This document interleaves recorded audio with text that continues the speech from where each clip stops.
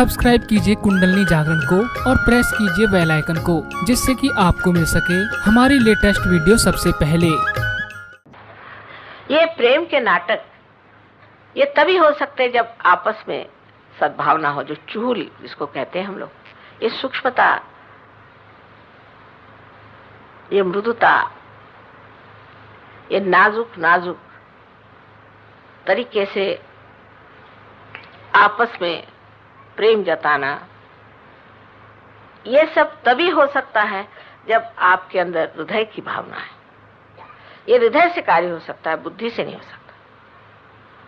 बुद्धि से आप जान सकते हैं, आप समझ सकते हैं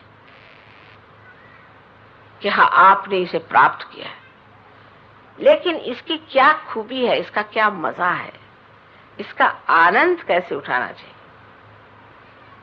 ये सिर्फ आप भावना से ही जान सकते हैं। और जब इस आनंद को आप उठाते हैं तो उस आनंद में विभोर होकर के आप में ऐसी अच्छी अच्छी भावनाएं आ जाती है कि आप समझ ही नहीं पाते ये कहां से आ गई, ये कैसे हो गया। एक सहयोगिनी थी, वो एक बार सिसिली गई तो वहां वो अकेली पड़ गई। बैठी हुई वो बेचारी एक रेस्टोरेंट में बैठी कुछ खा रही थी अकेले। जब उसे लगा कि कहीं से वाइब्रेशंस आ रहे हैं, उसने आंख उठा के देखा तो एक दूसरे वहां बैठी हुई कुछ और खा रही थी। इन्होंने उनकी ओर देखा, उन्होंने इनकी ओर देखा, इनसे रहा नहीं गया। तो उनके पास जाके कहती है, क्या आप सहयोगी हैं? कहले हाँ। आप भी हैं क्या? कहले हाँ। कहले हम दोनों इतने गले मिले, और वो थी ग्रीस की और ये थी इटली की, और कहले इतना आनंद आया माँ कि उसके बाद कभी भी वो याद आती है तो ऐसा लगता है कि पता नहीं किस आनंद के सागर में हम। तो दूसरों को प्रेम करना, अपना प्रेम दूसरों को जताना और उसके तरकीबें ढूंढ के निकालना कि किस तरह से हम अपना प्रेम दूसरों को जताएं, ये हृदय का काम है, बुद्धि का नहीं। बुद्धि सिर्फ जानती है, लेकिन उसका प्रदर्शन, उसकी वाच्यता, माने उसके बारे में कहना, जताना, बताना, जिसे एक्सप्रेशन कहते हैं, वो हृदय से ही हो सकता है। आपने बहुत कुछ जान लिया और आप उसको जता नहीं सकते, तो क्या फायदा हुआ ऐसे जानने का? क्या फायदा? छोटी छोटी चीजों से आप जता सकते हैं। और सब लोग जब आपस में इस तरह से बहुत बारीक बारीक विचार करके एक बड़े सूक्ष्म धागे में बनते जाते हैं तो बड़ा ही आनंद आता है। लेकिन उसी वक्त बैठे बैठे ये सोचना कि भाई मैं तो फलाना हूं, मैं तो ऐसा हूं, तो मतलब ये कि आप आनंद के सागर के किनारे खड़े होकर के और बेकार ही में व्यर्थ हुए जा रहे हो, सर पीट रहे हो वहां खड़े होके। कोई पूछेगा भाई सर क्यों पीट रहे हो? तो आनंद का सागर है वो। असल में बात है मैं कोई विशेष हूं और वो फलाना था, उसने मुझे ऐसा कह दिया, तो अब मुझे उसको सुनाना पड़ेगा, उसने मुझसे ऐसा क्यों किया। तो सत्य में जो भावना का विशेष अंग है वो ये कि भावना से हम आडोलित हो जाते। जैसे कि समुद्र में कोई लहर चली और आकर के वो किनारे में टकरा जाती है, और उसके बाद लौट कर जब जाती है तो उसके जो बहुत ही सूक्ष्म इस तरह के तरंग बनते हैं, ऐसे ही आपके जीवन में विशेष एक काव्यमय सृष्टि हो जाती है। और उस काव्यमय सृष्टि में आप इतने विभोर रहते हैं क्योंकि ये नई चीज है, एक बहुत ही नाविन्यपूर्ण चीज है, जिसका अनुभव आपने मनुष्य की स्थिति में नहीं किया। क्योंकि मैंने आपसे बताया है कि मनुष्य की स्थिति में हर समय वैमनस्य, हर समय गलत बातें, फिर वो माँ बाप हो चाहे कोई हो, क्योंकि आपसी जो पारस्परिक जो संबंध है, रिलेटिवनेस जिसको कहते हैं, रिलेटिव है, केवल नहीं है। लेकिन इसमें क्या है, आप प्यार क्यों कर रहे हैं? कर रहे भाई प्यार के लिए प्यार कर रहे हैं, इसे क्या मतलब? उसका कोई सवाल है? कुछ मजा आ रहा है कर रहे, मजा आ रहा है तो कर रहे प्यार। पर यह तभी हो सकता है कि जब आपका हृदय इसका तंत्र जान जाए।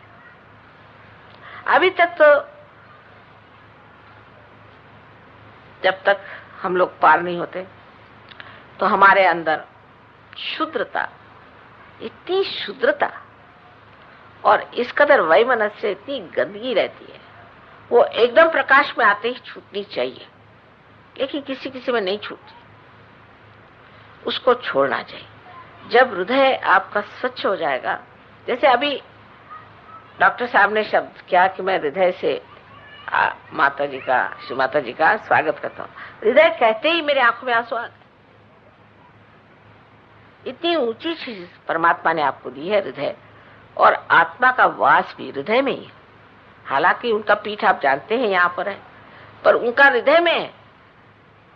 तो अगर आपको प्रकाश मिला भी, वो प्रकाश अगर आपको आनंददायी नहीं होता, इसका मतलब है आपका हृदय है अभी खुला नहीं,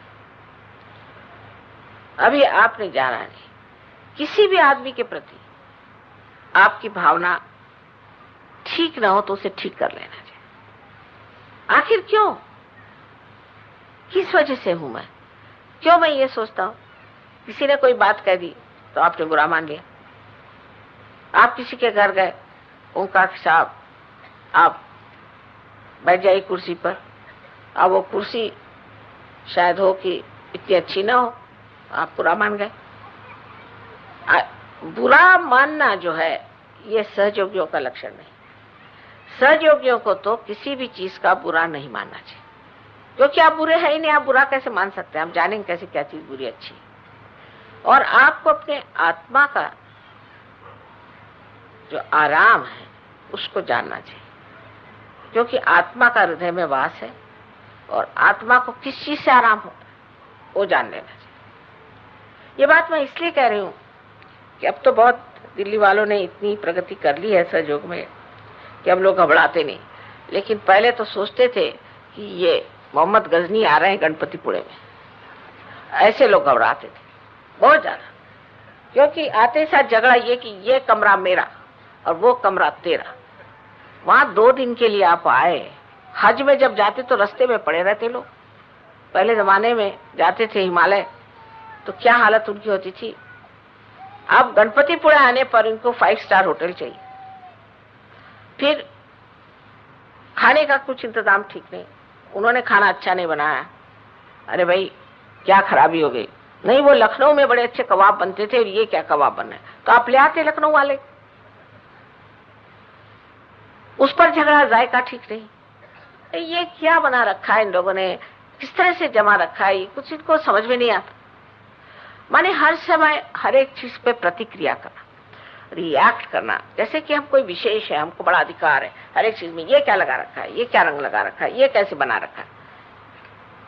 करना धरना कुछ नहीं, बैठे बिठाए अपने कुर्सी पर सबको बकते रहना कि ये ठीक नहीं है तो वो ठीक नहीं।